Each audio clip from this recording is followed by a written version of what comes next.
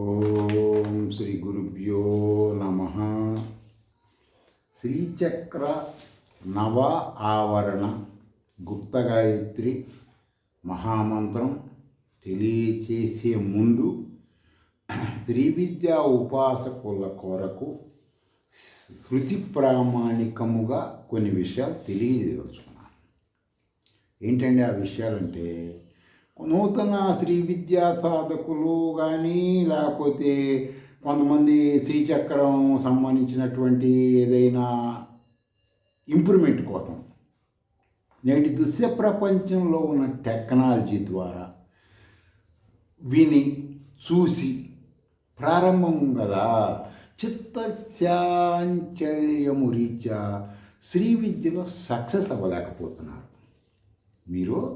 నేను ఎప్పుడు మీకు శృతుల గురించి తెలుసుకోమంటాను. స్వామీజీలు, పీఠాధిపతులు, మఠాధిపతులు, అవధూతలు, బాబాలు, ఫకీర్లు వాళ్ళ మనోభావాలు చెప్తారు. శృతి, స్మృతి, అర్థమైంది? ఈ రెండిటివి మాత్రమే మనం తీసుకోవాలి. శంకరాచార్యులు వారు స్మృతిని కూడా పూర్తిగా తీసుకోవద్దు, శృతులే తీసుకోవాలని చెప్పారు బ్రహ్మసూత్ర భాష్యములలో. కాబట్టి మనం ఈ రెండిట్లో ఖచ్చిత ప్రామాణికం శృతి. అర్థమైందండి? ఆధ్యాత్మిక విషయాల్లో ఆ శ్రీ విద్య అనేది ప్రాచీన కాలములో క్షత్రియుల దగ్గర ఉండే విద్యలు. మీరు ఫస్ట్ అది గుర్తుపెట్టుకోవాలి. వేదం చదవటం, వేదం చదివించటం. అప్పుడు కాలంలో గుళ్ళు గోపురాలు లేవు. మీరు నెట్లోకి వెళ్ళి చూసుకుంటే ఇవన్నీ బయటపడతాయి. అప్పుడు రాజ్యంలో ఏమైనా ప్రాబ్లమ్స్ వస్తే ఇచ్చి హోమాలు చేయటం, యజ్ఞాలు చేయటం, ఇది వేదాల్లో ఆ విధంగా ఉండేది. ఈ రాజులు బాగా డబ్బు ఉన్నవాళ్ళు, అన్ని రకాల గౌతమ బుద్ధుడిని తీసుకోండి ఉదాహరణకి. ఆయన ఎందుకు తీసుకున్నాడో సన్యాసం? ఎందుకు మీరు చెప్పండి? మామూలు విషయమా? అన్ని భోగములు అనుభవించిన తరువాత ఆయనకి ఒక సంఘటన చూసి ఇది కాదు ప్రపంచం, ఇది కాదు అసలు విషయం ఏంటని తెలుసుకున్నాడు. అలాంటిది శ్రీ విద్య. అర్థమైందండి? కాబట్టి ప్రతి ఒక్కళ్ళు ఏం చేయాలి? శృతి ప్రామాణికంగా. శృతులు అంటే జ్ఞానకాండలు, వేదములు కర్మకాండలు. వేదములు ఏం చెబుతుంది? వాటిలో మనకు తెలియదు కదా. ఇప్పుడున్న దేశమాన కాలమాన పరిస్థితులిచ్చా భారతదేశంలో వేదములో చెప్పిన ప్రామాణికంగా కర్మకాండలు చేసేవాళ్ళు ఎక్కడ ఉన్నారో నాకైతే తెలియదు. అత్యంత కష్టంతో కూడుకున్న ఆర్థిక, మానసిక, శారీరక పరంగా సామాన్యులు చేయించలేరు.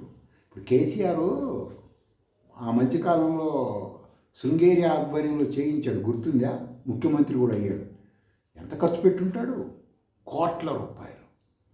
ఆ మామూలు విషయంగా నువ్వు నేను చేయించలేం కదా. అప్పుడు మనకేం కావాలి? శ్రీ విద్య. అర్థమైందండి? కాబట్టి ఈ శ్రీ విద్యలోకి మాలా మాదిగా ఎరుకలు లేనాదోడు వాళ్ళు వీళ్ళు రాకుండా ఉండటానికి, అర్థమైందండి, కొంతమంది కొన్ని కమ్యూనిటీలు వాళ్ళు కుట్రలు చేసి స్వామీజీలకి క్యాష్ ఇప్పించి భయభ్రాంతులను గురి చేస్తారు. ఆయన అమ్మవాకండి. అర్థమైంది? శ్రీ విద్య ప్రతి మానవుడు తెలుసుకోవాలి. అర్థమైందండి? ఇప్పటిది కాదు కదా, మహాసనాథం. మీకు అనుమానం ఉంటే శృతి నెట్లోకి వెళ్ళి చెక్ చేసుకోండి. సరేనండి. మరి రాజులు నేర్చుకునే విద్య ఇప్పుడు రాజులు లేరుగా. రాజులు లేరు. మరి శ్రీ విద్య చెప్పేవాళ్ళని ఎవరు పోషించాలి? మీరే పోషించాలి. అర్థమైందండి? అంతేగాని దానికి మీరు దేశమాన కాలమాన పరిస్థితిని బట్టి ఆలోచించండి. మీకు కొన్ని చెప్తుంటా, కొన్ని మహానుభావులు చెప్పినవన్నీ. తర్వాత శృతి ప్రామాణికంగా బాల పంచదశి శ్రీ విద్య కాదు. ఎవరు వచ్చినా సరే నేను శృతి ప్రామాణికంగా చెబుతా.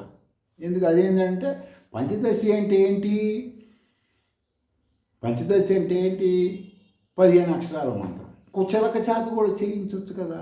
చిలక ఏమన్నా మారిపోయి అది మనిషిగా అవుతుందా? అవ్వదు కదా. మనిషి అది చేసినందువలన పంచదశి మంత్రం. పంచదశిలో ఉన్న బీజాక్షరముల వలన కొన్ని మార్పులు జరుగుతాయి. పెళ్ళయి సంసారం చేస్తున్నవాడు పంచదశి చేస్తే సంసారం చెయ్యడు కదా. మొగుడు పంచదశి చేస్తే పెళ్ళ ఎవడ తగులుకొని వెళ్ళిపోయింది. ఎందుకని వెళ్ళిపోయిద్దండి అంటే వీడికి హార్మోన్స్ రిలీజ్ అవ్వవు కదా. నేను ఆమ్నాయ సమామనాయ షడా ఆమ్నాయ మంత్ర తంత్ర యంత్ర పరిశోధకుడు. ఈస్ట్రోజన్ అంటే ఏంటి, రసాయనిక, ఇవన్నీ పరిశోధన చేస్తుంటా. అప్పుడు ఏం చేయాలి, ఇద్దరు చేయాలి. మరి ఇద్దరు చేయరు కదండి, బ్యాలెన్స్. అందుకే పూర్ణ దీక్ష. అర్థమైందండి. గణపతిలో ఘం మంత్రం వలన మూలాధార చక్రంలో ఉన్న హార్మోన్స్ బ్యాలెన్స్ అవుతాయి. పంచదశిలో ఉన్న కయ్యేయి లహరీం గనక చెప్పితే మూలాధారంలో హార్మోన్స్ రిలీజ్ అవ్వవు.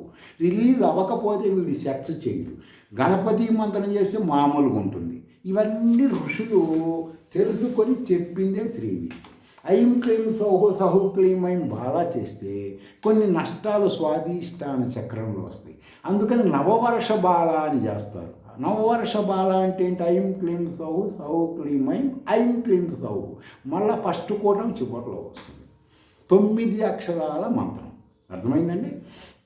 తర్వాత ఇదే బాలా మంత్రాన్ని కుమారీ మంత్రం అంటారు. ఐం క్లీం సౌహు, అదొక టైపు. అది ఆడపిల్లలు చేస్తారు. ఎందుకని చేస్తారండి, పెళ్ళి అవ్వకముందు హార్మోన్స్ బ్యాలెన్స్గా ఉండటానికి. తీసుకున్న ఆహార పదార్థం నుంచి హార్మోన్స్ ఓవర్గా అయ్యి వాళ్ళ చిత్తాభ్రమణం కలగకుండా ఐం క్లీం సౌహు మాత్రమే చేస్తే వాళ్ళకి బ్యాలెన్స్ అవుతుంది. ఇది అన్ని లాకులు సిస్టమ్. ఎవడో రంగు వస్త్రాలు, రంగు పూసలు వేసుకొని ఏదో చెప్పాడు, మనం విన్నాము అని చెప్పి అనుకోవాకండి. శ్రీ విద్యా గురువులు భారతదేశం మొత్తం మర్రి చెట్టులాగా విస్తరించి ఉన్నారు, కానీ మీకు తెలియదు. తెలుసుకోండి. వాళ్ళు త్రికరణ శుద్ధిగా చెప్పిందే పనిచేస్తుంది. అది కూడా చెప్తున్నా మీకు. ఇవేమే వాళ్ళు అనేక సంవత్సరాల దీక్ష. ఇప్పుడు నేనున్నానండి గుంటూరు నెహ్రూ నగర్లో Gauri Shankar cool drink shop అంటే మంచి ఫేమస్, గుంటూరులో టాప్ అన్నమాట. అతను మంచి శ్రీ విద్యా ఉపాసకుడు. 15 సంవత్సరాల క్రితం మా గురువుగారు అప్పుడు జీవించి ఉన్నాడు. అర్థమైందండి.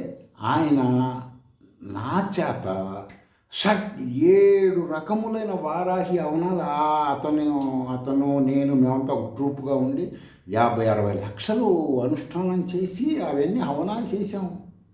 ఎన్ని లక్షలు ఖర్చు పెట్టామనుకుంటున్నారు. నేను మీకు చెప్తున్నానంటే అవన్నీ వెనక తగలబడబట్టి మీకు ముందు నేను చెప్పగలుగుతున్నా. అర్థమైందంటే శ్రీ విద్య అంటేనే రాజవిద్య అంటారు. క్షత్రియ విద్యది, బ్రాహ్మణ సొంతం కాదు. మీకు అనేక ఉపనిషత్తులో ఉంది, క్షత్రియుల సొంతం. ఈ మధ్య కూడా చెప్పాను మీకు నేను. అర్థమైందా. ఆ విధంగా సరేనండి. సరే మీరు విషయం చెప్పండి. కొన్ని రకములైనటువంటి కొంతమంది రంగురంగుల కెమికల్స్. ఇప్పుడు పత్తి తెల్లగా మండుతుంది, ఎర్రగా మండుతుందా, పండదు.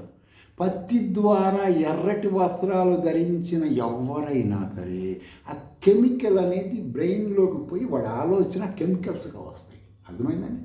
పూర్వం ఎట్లా చేసేవాడు ఆలోచించండి. సరే, ఇంకా లోతుకెళ్తే ఇంకా బాగుండదు. ఇప్పుడు నెట్లోకి వెళ్ళి చూడండి, ఎన్ని రకముల జంతువుల ఎముకలతో పూసలు చేసి పెడుతుంటారు. ఇప్పుడు ఈ పూస ఎముకలు ఇక్కడ చూస్తాడా? తీర్థయాత్రకి వెళ్తాం, అక్కడ పూసలను చూస్తాం. వాడు చెబుతాడు ఇది ఆ దేవుడిదండి, ఈ దేవుడిదండి, అవి ఇవన్నీ అక్కడ వాడు వేషధారి చెబుతాడు, నువ్వు కొనుక్కుంటా చేస్తావు. ఆ జంతువుకి సంబంధించిన ఫీలింగ్స్ నీకు వచ్చేస్తాయి. అయిపోయా. ఇంకా కొన్ని షాకింగ్ న్యూస్లు చెబుతాయి ఇప్పుడు మీకు అన్ని ప్రామాణికాలతో. అర్థమైందండి. సరే, మీరు ఏ కులంలో పుట్టినా సరే గుర్తుపెట్టుకోవాలి, వలసవాద ఆధ్యాత్మికం ఆచరిస్తున్నా సరే శృతుల్లోకి వెళ్ళి శ్రీ విద్యలోకి రండి. మీరు అప్పుడు బ్రాహ్మలు అంటారు. మిమ్మల్ని ఏమంటారు? బ్రాహ్మలు అంటారు. ఎప్పుడైతే విలేజ్ నుంచి టౌన్లోకి బ్రాహ్మణ కమ్యూనిటీ వాళ్ళు వచ్చేసి ఇక్కడ చదువులు గిదువులు చాలామంది వేదాలు చదువుకున్న పిల్లలు చదివిస్తున్నారు. వాళ్ళందరూ కులాంతర వివాహం చేసుకోవట్లేదా చెప్పండి? వాళ్ళందరూ నాన్ వెజ్ తింటలేదా? అసలు ఇంకా ఇవన్నీ చెప్పుకోవడం అంటే నేను విమర్శించట్లేదు. వాళ్ళు కొంతమంది బ్రాహ్మణ కమ్యూనిటీ వాళ్ళు ఈ శ్రీ విద్యని అందరికీ వెళ్తానికి లేదు, అందరికీ వెళ్ళకపోయి వెళ్ళకుండా ఎట్లుండాలి, వెళ్ళాల్సిందే. రెండో మాటే లేదు. శ్రీ విద్య అంటే ఏంటి? సామాన్యుడికి శంకరాచార్య వారు చెప్పారు కదా, నువ్వెవరు కాదంటానికి. సమస్య లేదు, వెళ్ళాల్సిందే. నా వరకు నేను ఆల్రెడీ చాలా వరకు ప్రయత్నాలు చేస్తూనే ఉన్నాను, అది మీకు చెబుతున్నాను. సరే, కులం ఉండదు త్రి విద్యోపాసకుడికి. బ్రాహ్మణుడు అంటారు వాడిని. బ్రాహ్మణుడు అంటే కులం కాదండి, గుర్తుపెట్టుకోండి. బ్రాహ్మణుడు అంటే కులం కాదు, పరబ్రహ్మ స్వరూపం బ్రాహ్మణుడు అంటే. మీరేదో వాడేదో చెప్పాడు, ఏదో చెప్పాడు, ప్రాచీన శృతుల్లోకి వెళ్ళి మీరు వెంటనే ఫోన్ తీసుకుని శృతుల్లోకి వెళ్ళి చూసుకోండి, మీకు తెలుస్తుంది. సరేలేండి, మరి వదిలేసండి. ఇంకా కొంతమంది ప్రారంభంలో ఉన్న కొన్ని కమ్యూనిటీలో స్వామీజీలు, పీఠాధిపతులు, మఠాలు టెక్నాలజీ పెరగక ముందు నుంచి ఉన్నారు కదా, బాగా సంపాదించేసి వాళ్ళ పిల్లలందరూ అమెరికాలో, రష్యాలో, యునైటెడ్ కింగ్డమ్ అలాంటి చోట పెట్టి వాళ్ళు అక్కడ ఫుల్ దిల్కుష్ ఎంజాయ్ చేస్తుంటారు. వీళ్ళు ఇక్కడ సెటప్ గెటప్లు వేషాలు వేసుకుని ఫుల్ ప్రజల దగ్గర పీక్కుంటూ ఉంటారు. అర్థమే, వీళ్ళు వేరే వాళ్ళు ఇందులోకి రాకుండా మీరు ఆధ్యాత్మికం డబ్బుతో కొనొద్దని కథలు చెప్తుంటారు, బొమ్మరీళ్ళు బాలమిత్ర కథలు. కాబట్టి ఎవరు చెప్పిన వినబాకండి, నేను చెప్పిన వినబాకండి. నేను సౌభాగ్య మంత్ర విద్యా పీఠ ఛానల్లో పోస్టులు పెట్టాను, చూసుకోండి. మీకు అనుమానం వస్తే నెట్లోకి వెళ్ళి చెక్ చేసుకోండి, ఎవరి మాటలు నమ్మద్దు. మీకు ఇంకొక విషయం చెబుతానండి. పిఎంసి హెల్త్ అనే ఒక ఛానల్లో ఖాదర్ ఖాన్ ఒకటి చూసి నేను దీంట్లో పెట్టా, దీంట్లో వాట్సాప్లో మీరు చూడండి. ఆయన ఏమంటారు క్లుప్తంగా చెబుతా, పూర్తిగా కావాలంటే ఆ వీడియో చూడండి. 92 బిలియన్ల మాంసం, 92 బిలియన్ల మాంసం భారతీయులు కానీ అందరూ తింటున్నారు టోటల్గా. ఆ మాంసంలో నుంచి వచ్చే కొన్ని కొవ్వు ఉంటుంది కదా, పందులు, ఆవులు, కోళ్ళు, ఈ కొవ్వుని నూనెలుగా మార్చేసి అందరూ బజ్జీలు, పునుగులు, చపాతీలు, దోశలు, ఉప్మాలు, కూరలు అన్నింటిలో వేపుళ్ళతో తింటున్నారు. నాకు తెలిసి ఎవడు వెజిటేరియన్ లేడు, అందరూ నాన్ వెజిటేరియన్ వాళ్ళే ప్రపంచంలో అని అతను చెప్పాడండి. మీకు అనుమానం ఉంటే పిఎంసి హెల్త్ ఛానల్ నేను నా ఫేస్బుక్లో పెట్టాను, అది అర్థమైందండి. దాన్ని అతనికి చెప్తాను, శ్రీవాత్సవ్కి ఏమన్నా అవకాశం ఉంటే ఛానల్లో పెట్టమని, నాకు చేత కాదు కాబట్టి మీరు చూడండి. కాబట్టి ఇప్పుడు స్వామీజీలు తీసుకోండి, టిఫిన్ చేయాలా వద్దా, భోజనం చేయాలా వద్దా, ఎక్కడ ఏ నూనెైనా సరే అతను చెప్పిన మాట పంది, ఆవు, కోళ్ళకు సంబంధించి శృతులు ఏం చెబుతున్నాయి, అంగమైన ఆయుర్వేదం ఏం చెప్పింది, వెంటనే ఇది ఉపయోగించు. నువ్వులు కొనుక్కో, కడుక్కో, ఎండబెట్టు, నూనెకి దగ్గర కూర్చొని పట్టించు, అవి వాడుకో అని చెప్పింది. అర్థమైందండి. ఇప్పుడు ఈ సంగతి ఖాదర్ ఖాన్ చెప్పింది కొన్ని లక్షల సంవత్సరాల క్రితం మంత్రద్రష్టలైన ఋషులు చెప్పారు. అబ్బాయి మీరు ఇబ్బంది పడతారు అని ఇండైరెక్ట్గా మనం వినం.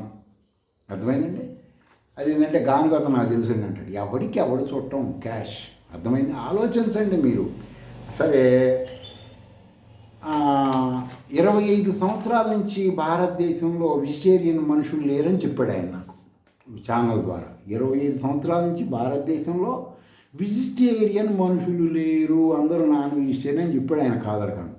సర్లేండి, మరి మేము చూసుకుంటాంలేండి, పిఎంసి ఛానల్ అని కొట్టుకొని ఖాదర్ ఖాన్ చెప్పింది మీరు అవి వీలుంటే పెట్టించండి అని. సరే అండి. కొన్ని దశాబ్దాల క్రితం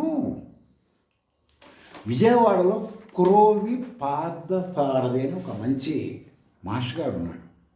అసలు ఈ విద్య మీద బాగా ఇంట్రెస్ట్, ప్రాచీనమైన గ్రంథములు, ఋషులువన్నీ, ఆయన సంస్కృత పండితుడు కదా, అన్నీ వివరంగా స్త్రీ విద్యని బాగా ప్రజల్లోకి వెళ్తానికి కృషి చేశాడు.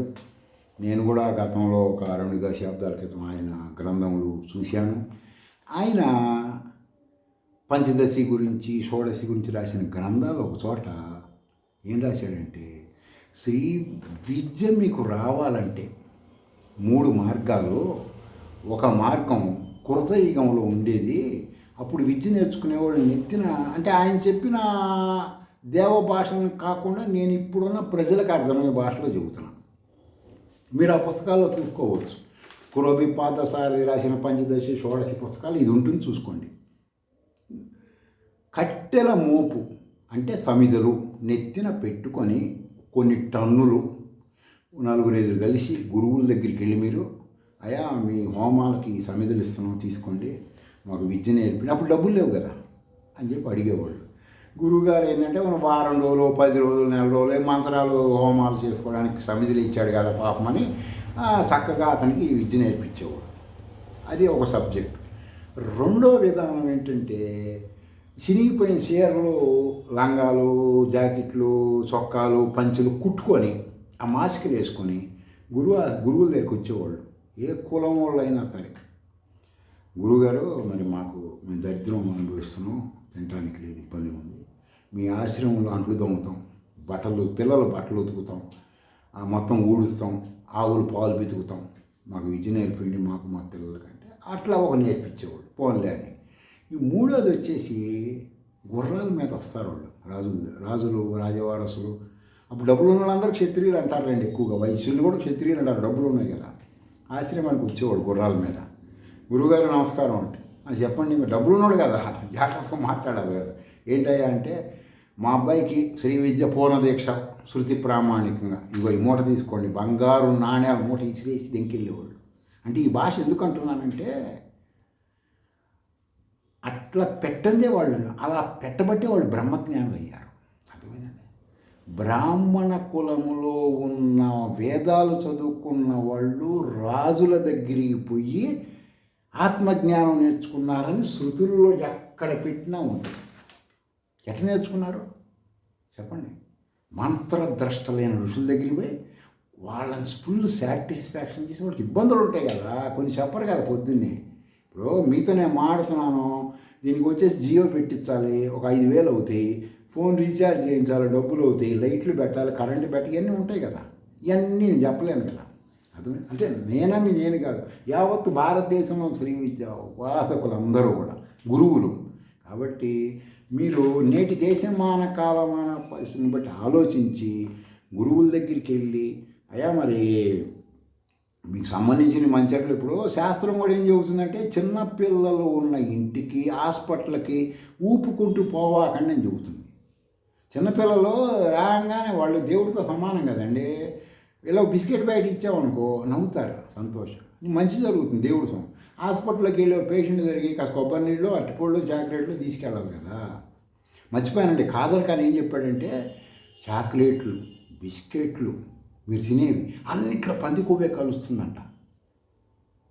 పిత్తరపోయా అందరూ తింటున్నాం, నేను తినాలండి.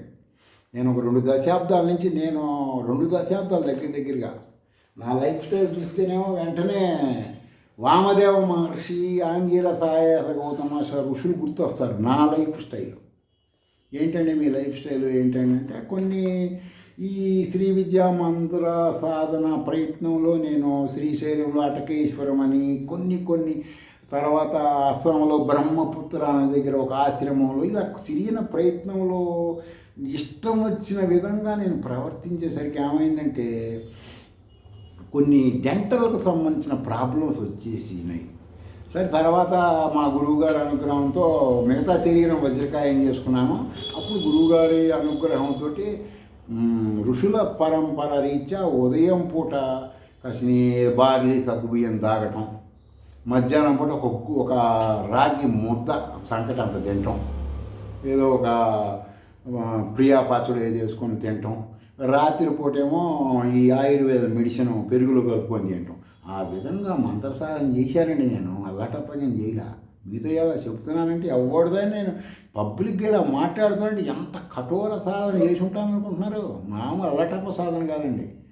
గుంటూరులో నేను హోమగుండం కూడా మీరు ఇంతవరకు కళలో కూడా తెలియదు ఎవ్వడికి అలాంటి గుండాలు. అర్థమైంది. 3 అడుగులు దువ్వేవాడిని భూమిలోకి. మధుగారు వారి సొంత స్థలంలో 3 అడుగులు దువ్వి దానిపైన యోనిగుండం కట్టారు. అర్థమైందండి. యోనిగుండం కట్టి చేసేవాడిని కిరాతవారికి. మామూలు గస అసలు అప్పుడు మా గురువుగారు పక్కన ఉన్నాడు సింహంలాగా. ఆయన అమ్మవారిలో కలుస్తూ ఆయనలో ఉన్న సర్వశక్తులు నా చేత చేయించాడు. ఇప్పటికీ నేను ఆయన అక్కడ చెప్పిన సంకల్పం ఉందండి. హోమం దగ్గర 10 ఏళ్ల క్రితం సంకల్పం రికార్డు చేశాను. అది నేను వాయిస్ రికార్డు పెట్టుకొని వింటుంటా. ఇని గురువుగారిని తెలుసుకుని ఆనందపడుతుంటా. సరే ఇక మీకు ఈ విషయం చెబుతున్నా. ఈ విధంగా వచ్చేసి మీరు వాళ్ళు ఈ పాసాది గారు మహానుభావుడు చెప్పిన ప్రకారంగా అర్థమైంది? ఏం చెప్పాడు క్రోవిపాసాద్ గారు? విద్య 3 రకాలుగా నేర్చుకోవాలి, 4వ రకం ఉండదు. అర్థమైందండి? ఆయన చెప్పి ఆ ప్రకారం. తర్వాత వచ్చేసి ధర్మరాజు శ్రీ విద్య నేర్చుకున్నాడు. అప్పుడు ఆయన అడవుల్లో ఉండి కష్టాలు పడుతున్నప్పుడు వేరే వాళ్ళ ఆప్తవాక్యం అంటారు, ఇది శృతుల్లో ఉండదు. ఆయన దగ్గర అక్షయ పాత్ర లాస్ట్ క్లైమాక్స్లో గురువుగారి దగ్గరికి అక్షయ పాత్ర అయినా ఇస్తాను, నాకు శ్రీ విద్య నేర్పిండి అంటాడు. అంత పవర్ అండి శ్రీ విద్య అంటే, మామూలుది కాదు. కాబట్టి మీరు అందరూ కూడా ఏం చేస్తారంటే శృతి చెప్పిన ప్రకారం శ్రీ విద్యలోకి వచ్చి నేటి దేశమాన కాలమాన పరిస్థితులు ఇప్పుడు సపోజ్ ఏంటంటే మేము డబ్బులు ఇవ్వమంటే గురువు నేర్పించే గురువు గారికి ఒక 100 గజాల స్థలంకొని పెట్టి ఏమైంది? డబ్బులు తీసుకుంటే విద్య రాదన్నప్పుడు ఆ శాస్త్రంలో బంగారం, పొలాలు, స్థలాలు, ఆవులు ఇవ్వమంది కదా. 100 ఆవులు ఇస్తే ఆయన శుభ్రం గోశాలు పెట్టుకొని బతుకుతాడు కదా. అవన్నీ చేయండి. అవన్నీ చేయకుండా ఏమంటే మేము ఆడెవడో చెప్పాడండి రంగేషాలు వేసుకున్నాడు గురువు గారు డబ్బులు ఇస్తే దేశమాన కాలమాన పరిస్థితిని బట్టి ఆలోచించండి. తర్వాత వచ్చేసి నా ఛానల్లో పోస్టులు పెట్టాను, అర్థమైందా? మీరు నెట్లోకి వెళ్ళండి. శ్రీ విద్యా మంత్రములు నేర్చుకోవాలంటే డబ్బులు పెట్టాలా పెట్టకూడదా? నేను పోస్టులు పెట్టా చూసుకోండి. డబ్బులు పెట్టందే ఏ భారతదేశంలో ఏ శ్రీ విద్యా గురువు విద్య చెప్పడు. 2 శృతి ప్రామాణికముగా నేర్చుకోండి. సరే అండి నేర్చుకుంటాంలే, మేము అన్నీ చూసుకుంటాంలే అంటే శ్రీచక్ర నవావరణ గుప్త గాయత్రి మంత్రం ఓం హ్రీం ఓం కయ్యైల ఐం హ్రీం ఐం సర్వసమ్మోహిన్యై విద్మహే ఐం క్లీం సౌః హసక హల క్లీం హ్రీం క్లీం జగన్మోహిన్యై ధీమహి ఐం ఇం ఔః సకల శ్రీం హ్రీం శ్రీం తన్నో శక్తి ప్రచోదయాత్. అంటే డబ్బులు పెట్టి నేర్చుకుంటే ఏంటి, డబ్బులు పెట్టకుండా గురువుగారు మా మీద అభిమానంతో నేర్పిస్తే ఏంటంటే ఏ గురువు భారతదేశంలో అభిమానంగా నేర్పడు. First point. కొడుకు కూడా చెప్పడు, ఇది సత్యం. తర్వాత వచ్చేసి డబ్బులు పెట్టి నేర్చుకుంటే ఏమొస్తుంది, పెట్టకుండా పెడితే అంటే డబ్బులు పెట్టకుండా నేర్చుకుంటే శ్రీ సూక్తం చదవంగానే లక్ష్మీదేవి వచ్చింది మాకు డబ్బులు ఇస్తుంది వెంబడే అదే సినిమా రాలిగాడిలాగా మూటలు తెచ్చుకుని కూర్చుంటారు. డబ్బులు పెట్టి నేర్చుకుంటే జ్ఞానం వచ్చి శ్రీ సూక్తం చదివితే డబ్బులు రావు అని జ్ఞానం వస్తుంది. ఎలా వస్తుందండి మాకంటే శ్రీ సూక్తంలో ఫస్ట్ ప్రారంభంలో హిరణ్యవర్ణాం హరిణిం అని ఉంటుంది కదా, దాని ఒక్క శ్లోకానికి అర్థం ఏంటంటే అసలు లక్ష్మి అనేది ఉండదు అక్కడ. మీకు ఆ పంతుల్లో చదివేవాడు మీకు చెప్పడు, ఇవన్నీ చెప్పడంటే వాడు సంయమనం చేయట్లేదు కాబట్టి ఏమని ఉంటుంది ఫస్ట్ దాంట్లో. దాని యొక్క అర్థం ఏంటంటే సువర్ణ ఓ అగ్నిదేవ, లక్ష్మి ఉండవు. వేదాలు మొత్తం పంచభూతాలకే ప్రాముఖ్యత ఇచ్చిందండి, గుర్తుపెట్టుకోండి. అగ్ని అంటే లక్ష్మీ స్వరూపుడు. ఓ అగ్నిదేవ, సువర్ణ కాంతి వంటి ఛాయ కలది. ఇప్పుడు మీరు నడుస్తుంటే మీ నీడ ఎలా ఉంటుంది, నల్లగా కనపడుతుంది కదా, పగలైన రాత్రి నల్లగా కనపడుతుందా రాత్రి. కానీ ఇక్కడ ఏం చెబుతాడు ఈ మంత్ర సూక్తంలో, ఆ ఋషి దర్శించాడు. ఋషి ఫీలింగ్ అండో, మీరు అది గుర్తుపెట్టుకోవాలి. ఋషి దర్శించింది చెప్తున్నాడు ఇక్కడ. భృగు మహర్షి దర్శించింది ఆయన చెబుతున్నాడు, పరమాత్మ చెప్పింది కాదు, ఋషి యొక్క భావన. సువర్ణ వంటి కాంతి ఛాయ కలిగినటువంటిది. అగ్ని అని కూడా అంటలేదు, లక్ష్మి అంటలేదు. బంగారు రంగు, మనకు అర్థం అవ్వాలని బంగారు రంగు, సువర్ణ కాంతి ఆనాటి భాష. ఆ రంగులో ఉన్న ఆకారం వంటిది. ఏంటంటే ఆ ఆకారం అంటే ఛాయ అంటారు దాన్ని. చూడండి, మన నీడని ఛాయ అంటాం కదా, అట్లాగే సువర్ణ వంటి కాంతి కలిగిన ఒక ఛాయ వంటి ఆకారము, పాపాలను హరించి వేసేది. అంటే పాపం చేశాను అని ఇక్కడ కూడా చెప్తున్నావు నువ్వు. మీరు గుర్తుపెట్టుకోవాల్సింది ఏంటంటే శబ్దార్థాలు తెలుసుకోవాలి. ఇక్కడ కూడా శ్రీ సూక్తం చదివేవాడు వినేవాడు ఇద్దరు నేను పాపాలు చేశాము అంటున్నారు కదా. శ్రీ విద్యా పూర్ణదీక్ష అయిన వాడి జావుడు, నాకు ఆ పాపాలు నేను చేయలేదు బాబాయ్, అన్నీ దహించి వేసి నాకేంది శ్రీ సూక్తం చదివేది, నేను పాపాలు చేశానేది. మమోపాత సమస్త దుర్దక్ష ద్వారా శ్రీ పరమేశ్వరముద్దిశ్య శ్రీ పరమేశ్వర ప్రీతి అర్థం. మహావాక్య మహామంత్ర జపే వినియోగం. నేనే పరబ్రహ్మం అని చెప్పినప్పుడు ఈ శ్రీసూక్తం నీకు పని ఏందయ్యా? పాపాలు చేసావా? అక్కడ ఉంది అర్థం. భాషను చూసుకోండి, మీకు అర్థమవుతుంది. మీకు భాషను చెప్పట్లేదు ఎవడు, మీరు తెలుసుకోవట్లేదు. పాపాలను హరించి వేసేది బంగారు వెండి, బంగారం వెండి హారాలు అలంకరించుకున్నది. ఊహ భ్రమ. అర్థమైందా? శ్రీ సూక్తంలో ఫస్ట్ దాంట్లో భ్రమ. ఋషి చెప్తున్నాడు ఏమని? బంగారం వంటి వెండి లాంటి హారాలు అలంకరించుకున్నది. పరమాత్మకు అవసరమా హారాలు అలంకరించుకోవటం?